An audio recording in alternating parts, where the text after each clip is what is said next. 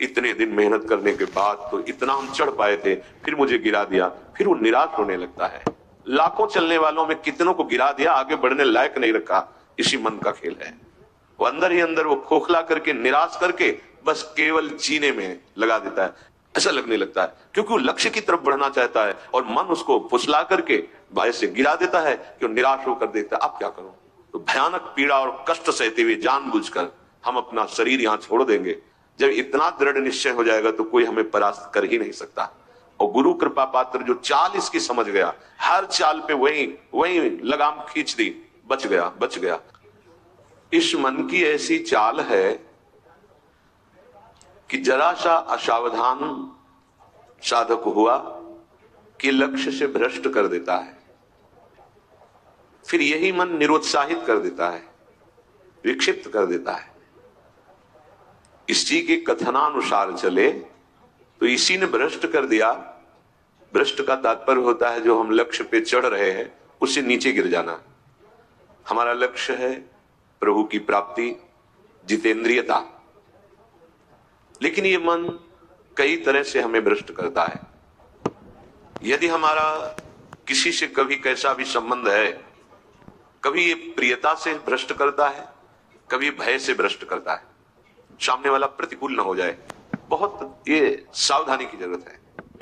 ये कभी भय करके, कभी प्रियता दिखा करके प्रियालाल से विमुख मार्ग का अनुसरण करता है। फिर ये इतना जलाता है, इसी ने भ्रष्ट किया, इसी ने मार्ग से गिराया, और यही इतना जलाता है कि फिर निरुत्साहित कर देता है, भगवत मार्ग में चलने लायक नहीं रखता है। बहुत कृपा पात्र और सुजान उपासक वही है जो इस दुष्ट की दुष्टता को पहचानता रहे। बाहर कोई शत्रु नहीं है, बाहर कोई हमारा कुछ नहीं बिगाड़ सकता। हमारा बिगाड़ने के लिए पर्याप्त है हमारा मन। ये मन ही दुर्दशा करे, मन ही इतना नीचता किए हुए है कि हम बार बार शास्त्र की बात सुनते हैं, बार बार सतमार्ग पर चलने का उत्साह बनाते हैं, और ये दुष्ट ऐसी चेष्टा कराएगा, ऐसा संकल्प बनाएगा, फिर गिराकर निरुत्साहित कर देगा। जहां रति कर रहा है मन वहीं लगा देता है। निराश नहीं होना, इसकी चाल को पकड़ो। ये दो प्रकार से फंसाता है, प्रियता और भय से। बहुत मनन की भी बात है। भयभीत तो होना मत, क्योंकि निश्चय कर लो कि मरना है, इससे ज्यादा भय क्या दे सकता है। हमारी इज्जत श्यामा श्याम है, इससे भी भयभीत मत हो। अगर गलती हो रही है सुधार करो, गलती हो गई है प्रभु हम तो हम सर्व पापेभ्यो मोक्षयिष्यामि मा शुचः। आपको कमजोर होने की जरूरत नहीं है। बहुत ध्यान से सुनना, आपको कमजोर होने की जरूरत नहीं है। प्रमाद स्थिति में हमसे गलती हो गई, हम उस गलती को दोबारा ना करें। और ध्यान दीजिए, वो गलती कराने वाला आपका मन है। जब आप आनंदित होंगे, जब आप उत्साहित होंगे, तब ये फंसाएगा। इसकी चाल है। इसीलिए उदासीन अति रही गोसाई। जो उदासीन रहता है उसकी नजर अपने मन पे रहती है, और जरा सी भी उन्मत्तता आई कि फिर मन जो है वो ऐसी जगह फंसाता है। इसलिए बचो, इस दुष्ट की चाल बहुत विचित्र है, और जहां ये पवित्र हो जाता है तो यही भगवत स्वरूप हो जाता है। इसके लिए निश्चय करना पड़ेगा, प्राण चाहे चले जाए, अब हम न प्रियतावश न भयवश गलत नहीं करेंगे। बस यहां रुकना होगा, यहां पकड़ो, यहां बैठा लो हृदय में बात। इतना बहिर्मुख हो चुका है उपासक कि वो पकड़ ही नहीं पाता है अपने अंदर की कमी को। वो अंदर ही अंदर वो खोखला करके, निराश करके बस केवल जीने में लगा देता है। खाया पिया सोया खेला कूदा, समय कट रहा है, बढ़िया है। नहीं भाई, ये बहुत दुष्ट है मन। बार बार इसलिए कह रहे, इस पर कभी विश्वास न करो। जब तक शरीर का होश है तब तक सबसे बड़ा दुश्मन हमारा मन है, दूसरा कोई दुश्मन नहीं। इस दुश्मन को देखते रहिए। ये 5 ज्ञान इंद्रियों को साथ लेकर हर समय हमारे पतन का प्लान करता रहता है, पतन का संकल्प बनाता रहता है। ये बहुत नीच उतर गया है। इसे उच्च चढ़ाने के लिए जो नाम, जो मंत्र, जो आश्रय है, उसको इस कोटि से लेना होगा कि यदि आप प्रसन्न नहीं हुई लाडली जी, तो भयानक पीड़ा और कष्ट सहते हुए जानबूझकर हम अपना शरीर यहां छोड़ देंगे आपके धाम में, पर आपके विपरीत आचरण नहीं करेंगे। प्रतिकूलस्य वर्जनम। श्री वृंदावन में हमें आपका कृपा कटाक्ष चाहिए, आपका साक्षात्कार चाहिए, आपकी प्रसन्नता चाहिए। नहीं तो अपने जीवन को कष्टमय रखते हुए यहां प्राण त्याग देंगे। भाव समझो, जब इतना दृढ़ निश्चय हो जाएगा तो कोई हमें परास्त कर ही नहीं सकता। ये हमारा मन ही हमको परास्त करता है। एक बार नहीं, लाखों बार इसको देखा है। जहां भक्ति का आनंद उल्लसित हुआ, ताई निकल पड़ा, क्योंकि देख रहा है असावधान है। इस समय ये आनंदित है, असावधान है, और वो कहीं प्रियता या भय दिखाकर फंसा देता है। अब वो जो आनंद था वो गुप्त हो जाता है। जो एक उल्लास पड़ा था, फिर वो निराशा, फिर हताश। अच्छा उपासक है तो उसको लगने लगता है क्या करूं, जीवन नष्ट कर दूं। ऐसा लगने लगता है, क्योंकि वो लक्ष्य की तरफ बढ़ना चाहता है और मन उसको फुसला करके बाहर से गिरा देता है कि निराश होकर देखता है अब क्या करूं, अब कहां जाऊं। पहली बात तो निराश नहीं होना है। जिस समय आपकी भक्ति का आनंद उल्लास से युक्त हो, उस समय आपको उदासीन होने की जरूरत है, प्रसन्न होने की नहीं जरूरत है। ये आंतरिक बात कह रहा हूं सावधानी की। उस समय बिल्कुल निरीक्षण मन के ऊपर ही होनी चाहिए, पूरी दृष्टि, क्योंकि उसी आनंद उल्लास में भागेगा, निकलेगा विषय सेवन के लिए, क्योंकि आपको गिराना है, उसका काम है गिराना। बाहर कोई गिरा नहीं सकता, अंदर से अपना बड़ा भारी शत्रु मन है, यही गिरा रहा है। उदासीनता जिस साधक के जीवन में नहीं, वो आगे नहीं बढ़ पाता है। उल्लसित नहीं होना, अंदर उल्लास, तो पूरी की पूरी एकाग्र दृष्टि मन पर। कहीं हमारा मन उल्लास में के छिद्र से भागकर कहीं फंसाने तो नहीं जा रहा है। हमने देखा है इसको दो तरह से फंसाता है, एक प्रियता और एक भय। भय मान सम्मान, यश कीर्ति, लोक लज्जा, इसका, और प्रियता हमें बहुत प्यार करता है। दो स्थिति में मन भागता है और साधक को गिरा देता है। तो साधक का निश्चय होना चाहिए कि अब या तो प्रियाजू की मुस्कान, नहीं तो प्राणों का समर्पण। अब सौदेबाजी मन से नहीं होगी। अब हम जलने के लिए तैयार हैं, अब हम सौदेबाजी नहीं करेंगे कि मन प्रसन्न हो जाए तो भजन में सहयोग करेगा। ये नीच कभी नहीं करेगा सहयोग, इसको तो जलना ही होगा, बिना जलाए आगे नहीं बढ़ सकते।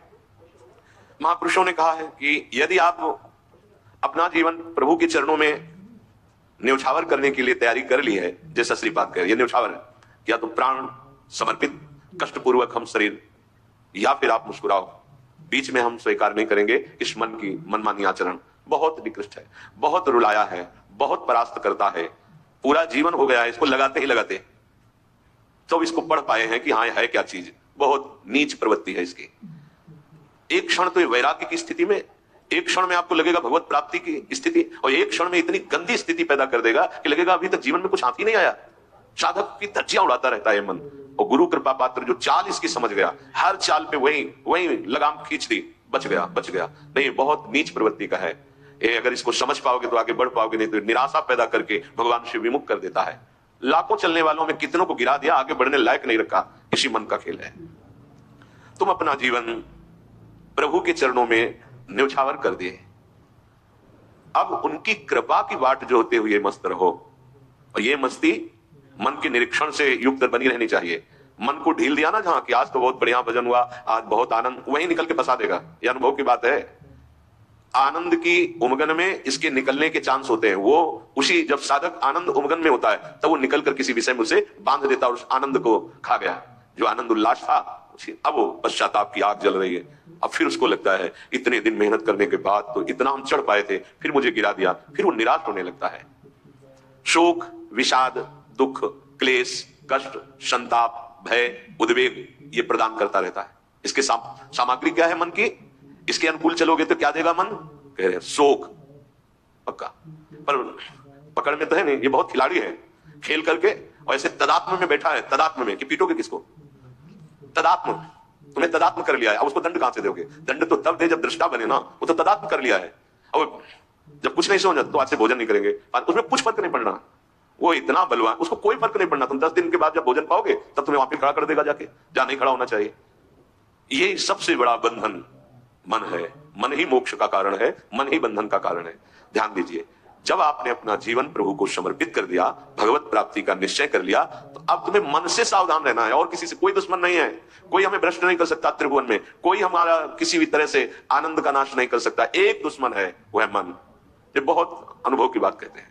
जिसने मन पर सदैव निरीक्षण दृष्टि रखी वो आगे बढ़ गया, और जो आनंद में, सम्मान में, प्रियता में, वाहवाही में चूक कर दिया, वही मन प्रवेश करके माया में आपको नष्ट कर देगा। लक्षण मन के पास क्या है खजाने में? जब मन के आप अनुकूल चलेंगे, मन के अनुकूल, तो आपको क्या देगा? शोक, विषाद, दुख, क्लेश, कष्ट, संताप, भय, उद्वेग, ये आपको देगा। अगर आप प्रभु के अनुकूल चले, मन जितना आपको आकर्षित करे भोगों के, उसको डांट के उसकी बात ना सुनकर प्रभु के अनुकूल चले, तो इनमें से कोई भी दोष आपके अंदर नहीं रह जाएगा। ना आपके अंदर शोक होगा, ना विषाद होगा, ना दुख होगा, ना क्लेश, ना कष्ट, ना संताप, ना भय, ना उद्वेग, कुछ नहीं रहेगा। निश्चय, ये बात निश्चय समझ लो। सारा का सारा मन का एक खेल है। जो सब दुखी हैं, सब परास्त हो रहे हैं, सब जल रहे हैं, उसका कारण मन है। ये मन प्रत्येक श्वास यदि अपने प्रभु के सुमिरन में अर्पण कर दी जाए और मन की बात ना मानी जाए तो प्रसन्नता बढ़ने लगे। स्वाभाविक। दो बातें कह रहे हैं। पहली बात तो हर श्वास में नाम जप चले। दूसरी बात, मन की बात नहीं माननी है। इससे लड़ना पड़ेगा। बिना लड़े कोई परमार्थ का योद्धा विजय श्री प्राप्त नहीं कर पाता, और ये बहुत रुलाता है, बहुत दुख देता है। यही यही प्रतिकूल हो जाता है। पहले फुसलाएगा आपको, तन्मय करेगा, इसे छू लेते हैं, इसे देख लेते हैं, इसे भोग लेते हैं, बड़ा सुख मिलेगा। तो आपने यदि उसके अनुकूल कर लिया तो वही फिर शोक, विषाद, दुख, क्लेश, अशांति ये फेंकेगा। अब तन्मयता में तुम्हारे बैठ गया है, तुम उसको अपने तन्मयता में ले लिए, तो अब बाहरी दृष्टि रहती है, चलो फिर आज से अन्न नहीं खाते, आज से मौन हो। कुछ पर किस पर नहीं पड़ेगा तुम्हारे मौन से, तुम्हारे अन्न त्याग से। इस पर एक बात केवल, इसकी बात माननी नहीं है, बस। इसको हम ये सब करके देखे हैं, कई वर्ष अन्न जबान में नहीं, आलू गुड़ जो मिला गाँव, कुछ पर किस पे नहीं पड़ता, ये सब करके देखा है। बस चतुर सावधान वही जो हर श्वास नाम जप करके इसके खिलाफ रहता है। अब देख लो इसकी खिलाफत करना कितना कठिन बात है। मनोवेग है ये, इस वेग को जो सह गया उसको महात्मा टूट गया, वही दुरात्मा बना देता है। बहुत निंदनीय आचरणों से युक्त है मन। आप देख लो, अगर इसको सुधारना चाहते तो इसके खिलाफ कमर कसनी पड़ेगी आपको, जबरदस्ती इसको भजन में लगाना पड़ेगा और इसकी बात नहीं माननी होगी।